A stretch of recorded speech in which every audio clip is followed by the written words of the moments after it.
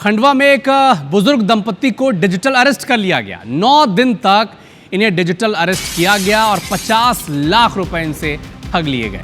ठग ने खुद को मुंबई के कोलाबा थाने का पुलिसकर्मी बताया और कहा कि आपकी सिम का गलत इस्तेमाल हुआ है। और क्या गलत इस्तेमाल हुआ है, उससे फ़ोन कर कई सारे अपराध किए गए हैं। हत्या, अपहरण, धोखाधड़ी में आपका सिम कार्ड होता है वो शामिल है। आपके खिलाफ जांच होगी, आपको सहयोग करना ही पड़ेगा, ये सब धमकाया गया है। आरोपियों ने बैंक भेजकर एफडी तक तुलवा दी। पंधाना थाना पुलिस मामले की जांच कर रही है।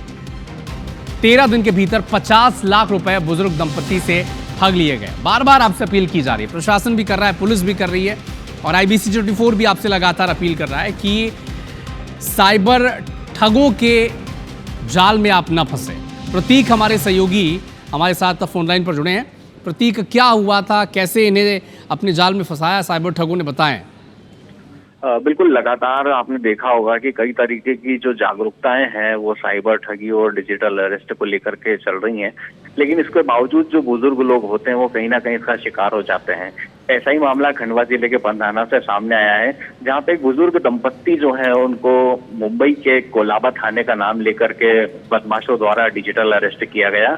और सबसे बड़ी बात इसमें यह है कि जो बदमाश थे उन्होंने लगभग 9-10 दिन बुजुर्ग दंपत्ति को यहाँ डिजिटल अरेस्ट कर रखा और इस दौरान उन्होंने उनकी जो जीवन भर की पूंजी थी लगभग 50 लाख रुपए की, जो उन्होंने बैंक में FD करके सुरक्षित रख रखी थी, उसको तक उन्होंने तुड़वा लिया और उनके पैसे हड़प लिए। और जो बुजुर्ग दंपत्ति हैं वो काफी डरे हुए थे। अपने परिजनों को उन्होंने क्या उम्र थी इनकी, प्रतीक?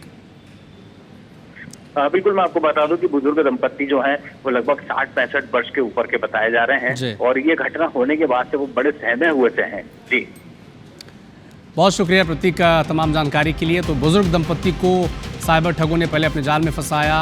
गलत सिम कार्ड है, ये नए तरीके ढूंढ निकाले हैं साइबर ठगों ने। कभी आपको कहेंगे कि आपका बच्चा इस केस में फंस गया है, आपसे पैसे लेंगे। कभी कहा गया कि कभी सिम कार्ड आपका गलत इस्तेमाल किया गया, कई अपराध हुए।